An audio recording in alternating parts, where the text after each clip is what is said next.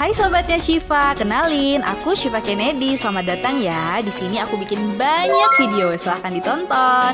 Aku juga bikin banyak playlist. 1, 2, 3, 4. Sebenarnya banyak lagi sih, jadi dikepoin aja ya. Happy watching. Oh iya, jangan lupa subscribe dan nyalain loncengnya ya, biar dapat pemberitahuan setiap kali Syifa Kennedy upload video baru.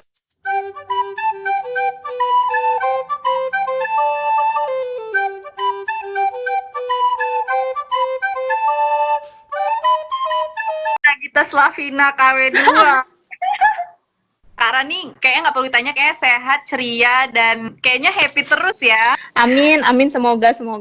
Video bareng Karan itu tembus 200 ribuan. Selamat dulu. Alhamdulillah. Komenan-komenan kan rata-rata tuh selain nanya-nanya pertanyaan yang mau kita bahas nanti, itu tuh semua pada bilang, kok ngelihat Nagita Slavina. Iya, ya Allah jadi halu kan jadinya Nagita Slavina versi kurus, astagfirullahaladzim. Tapi alhamdulillah kan jadi enak gitu ya. Kali ini kan kita sudah melewati ilmu forensik, jadi kita bisa berdiskusi berdua dari pendapat Syifa dan pendapat kakak juga. Pak Syifa ngejalanin di sana gimana?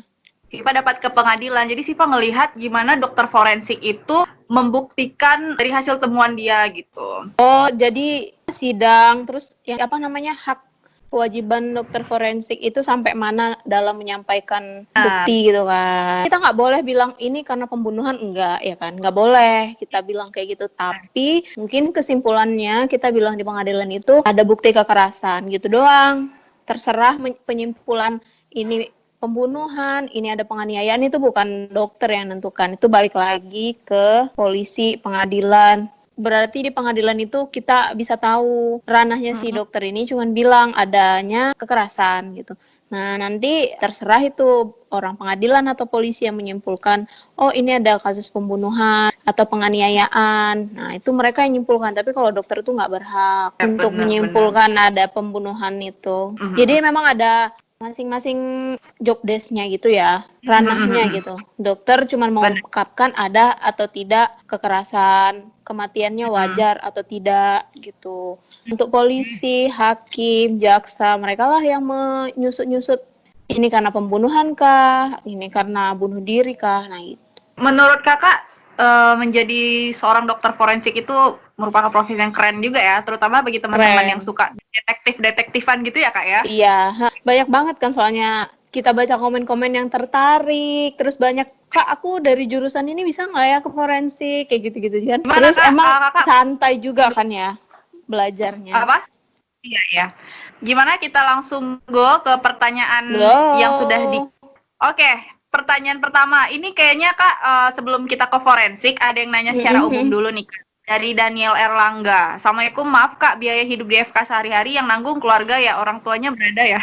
Yang pertama S1 biasa tuh cuma 4 tahun. Sarjana tuh gelarnya. Udah bisa cari kerja, udah bebas dari orang tua. Sementara kalau dokter ini setelah S1 harus ikut program profesi lagi untuk mendapatkan gelar dokter, kuliah lagi 2 tahun lagi. Kita belum digaji, otomatis masih sama orang tua. Selanjutnya kita harus ikut ujian nasional dulu kayak kakak kemarin kan, ikut ujian nasional. Setelah lulus baru kita harusnya magang 1 tahun. Nah, magang 1 tahun ini kita udah dikasih gaji, boleh nggak dikasih tahu? Ya gaji UMR lah sekitar 3 juta. Nah, itu tergantung orangnya. Kalau bisa hemat ya udah lepas dari orang tua. Tapi kalau memang nggak bisa hemat, masih kurang, ya minta bantuan sih dari orang tua, rata-rata kayak gitu. Intinya anak kedokteran kalau masih kuliah selama 6 tahun masih bisa lah minta sama orang tua. Tapi balik lagi loh, ada mahasiswa-mahasiswa yang kayak kreatif kayak Syifa mungkin ya, nge-YouTube atau berjualan, itu bisa lah ngurang-ngurangin. Kayaknya rata-rata orang nanya kedokteran dan dihubung-hubungkan dengan uang kayak karena terkenal kedokteran itu rada ini kali ya, boros. Tapi tenang aja kok, pokoknya selagi ada kemauan, bisa-bisa aja kok jadi kedokteran, tenang aja dah. Setuju. Oke Kak Rani, kita lanjut ke pertanyaan kedua. Cita-citaku jadi forensik, tapi aku sadar aku tidak gimana tuh Kak? Kalau menurut pendapat kalau yang kakak jalanin ya selama kakak di kedokteran itu, kalau pintar itu kayak nomor sekian deh. Nomor satunya itu sabar sama tekun doang. Itu aja. Karena ada teman kakak yang memang, aduh aku nggak bisa nih, sering ngomong gitu. Tapi ujung-ujungnya bisa, karena apa? Walaupun dia gagal, terus dia remedial. Nah ternyata remedial dia gagal lagi gitu. Tapi dia nggak putus asa, tetap dia ikut semester pendek, sampai akhirnya dia jadi dokter gitu. Kita dari yang nggak tahu, jadi tahu. Itulah namanya kita ikut sekolah kedokteran, sekolah misalkan mau ke forensik nih jurusannya, kita ikut pendidikan forensik, kayak gitu. Kan kita dilatih, pasti bisa. Yang penting tadi aja, sabar sama tekun, itu doang. Nggak mesti pintar soalnya ya. Kakak juga nggak pintar-pintar banget, tapi kakak tuh sabar, kakak tekun ya kan. Kakak mau, pokoknya tuh aku pasti bisa gitu nganggepnya. Secapek-capeknya, anggap pasti Allah ngasih jalan. Kayak gitu. Bisa kok, bisa kayak gitu. Jadi nggak mesti pintar, semangat. Kita lanjut ke pertanyaan ketiga. Mbak, kalau lagi visum gitu, anak-anak forensik bisa foto-foto nggak? Maksudnya buat pribadi dan bukan di-share. Bisa banget kan, karena kan itu di lembar visum itu harus ada foto juga, harus ada foto buat kita masukin ke visum. Nanti visumnya kan di print. Kita juga ada grup ya Syif ya di angkatan itu. Di grup forensik itu tuh ya aduh, itu banyak banget tuh dari tahun berapa ya kasus-kasus dibuat jadi notes. Notes atau album ya, di Mr. X umur sekian, diagnosisnya misalkan KLL, kecelakaan lalu lintas, tuh fotonya banyak banget. Yang serem deh kalau bisa dilihat ya. Ini ada tenggelam nih, gimana ya gitu. Oh serem banget ya, ini ada kasus pembunuhan. Jadi di grup itu kita bisa lihat, kita bisa belajar. Kok sama kedokteran nggak apa-apa sebenarnya yang kirim-kirim gitu, karena kan ilmu ya. Kecuali kalau kita share ke media sosial tuh baru nggak boleh. Selanjutnya dari Syifa Kak, apakah semua mahasiswa FK harus melalui koas di bidang forensik? Harus dong, harus. Kan kemarin di video kita bilang ya kan, kita harus ikut profesi, namanya koas, koasisten. Artinya asistensi dokter. Jadi kita tangan kanannya dokter nih. Kita juga harus mempelajarin dari mulai kita lahir sampai nanti meninggal. Makanya ada stase anak, stase kebidanan ya, stase hamil itu, nanti stase dewasa, stase penyakit dalam. Mempelajari gimana meninggal, penyebab meninggal, itulah di forensik. Setiap koas itu wajib semua ilmu. Dari Wira Adisena, nggak ada yang keserupan Kak? Kalau di koas kakak nggak ada, cuman ya kayak menghindar aja, lihat-lihat jauh, aduh aku nggak bisa nih, nggak enak, aduh aku belum makan, gitu-gitu, aja lah gitu, aku lagi dapet, nggak ngerti apa juga, banyak deh alasan. Kalau Siva kayaknya teman-teman saya tuh pada kuat-kuat gitu juga sih Kak. Soalnya stase forensik itu adalah bagian yang ditempatkan tuh setelah kita di bagian hampir semua bagian ya. Kita udah ngelihat berbagai macam pasien kayak seburuk-buruknya. Jadi setidaknya mental saat masuk ke forensik itu tuh udah kuat. Makanya anak-anak kedokteran itu ya udah biasa aja gitu. Tapi ada juga sih waktu pertama kali kakak masuk kedokteran kan ada ospek ya. Jadi pengenalan ke kadaver yang dibekukan untuk kita pelajarin. Di situ teman kakak ada pingsan gitu karena ditakut-takutin juga. Dulu ya, sebelum kakak masuk kedokteran itu kan ada yang bilang, serem nggak sih kak dikurung di ruang mayat? Nggak dikurung, cuman pengenalan aja, dan itu bagian dari masa ospek. Tapi kan zaman kakak ya terakhir ospek 2014 ke bawah itu nggak ada ospek kayak gitu-gitu lagi. Zaman kakak itu mahasiswa barunya dimasukin ke ruang mayat sambil matanya itu ditutup, terus dibaca-bacain doa-doa gitu. Jadi makin serem. Satu hari doang. Pengenalan ruangan. Nah, pengenalan ruangan anatomi lah itu yang ada kadavernya, yang ada mayatnya ya. Masuk tuh. Jadi senior-seniornya buat lagu-lagu backsound yang mengerikan gitu.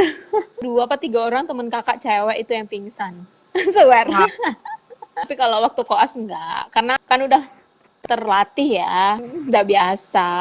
Masih ada nih Kak pertanyaannya. Kak mau tanya, pernah nggak habis ngurus mabar gitu, terus kakak atau teman-teman kakak tiba-tiba digentayangin sama mabarnya? Yang sebelumnya dia kayak kebayang-bayang gitu Kak, mungkin. Ada lah pasti. Kalau kakak kan nggak ada jiwa-jiwa indra keenam gitu kan, jadi kurang peka. Soalnya kan kakak orangnya visual ya, gampang ingat dari penglihatan kayak gitu. Jadi sekali kakak lihat pasti kakak kebayang, cuman nggak traumaan orangnya gitu. Jadi setiap ngelihat mukanya pasti kakak serem. Jadi makanya kakak kalau ngelihat mabar tuh nggak mau ngelihat mata, Shift. Mata kakak nggak mau ngelihat. Kalau di bagian muka itu, ini aja lah gitu. Temen kakak lah gitu yang ngukur-ngukur lukanya. Karena kakak setiap tutup mata keinget gitu. Jadi kakak menghindarin sih. Kalau kelihat pasti ingat.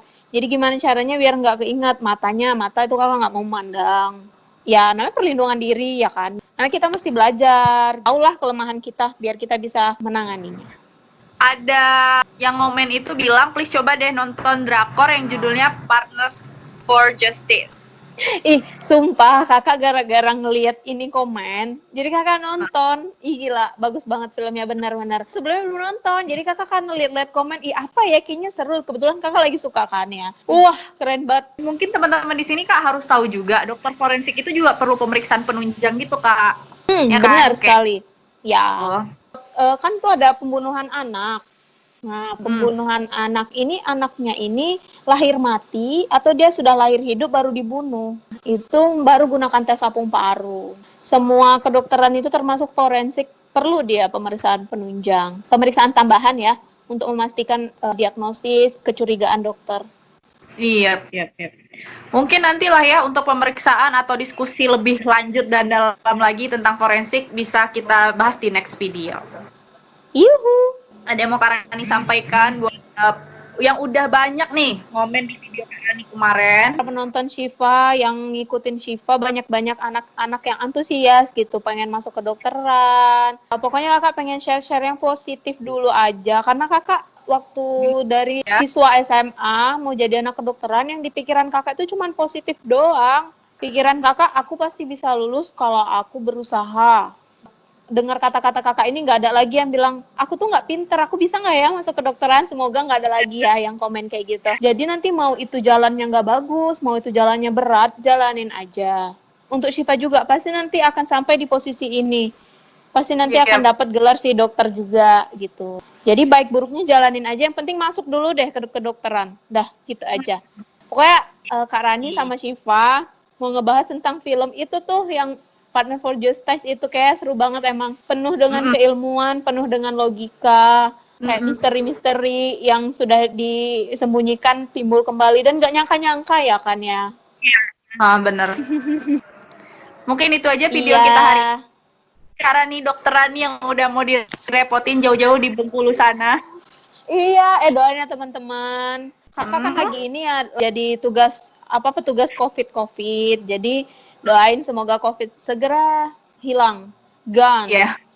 Bagi teman-teman jangan lupa komen di bawah, jangan lupa like videonya kalau kalian suka, jangan lupa follow Instagramnya Kak Rani kalau misalnya kalian mau tanya-tanya. Malam ini nggak bertugas ya? Nggak, baru turun jaga. Berarti besok pagi. Ya. Oke, dadah Kak Rani. Dadah, sampai Shiva. ketemu.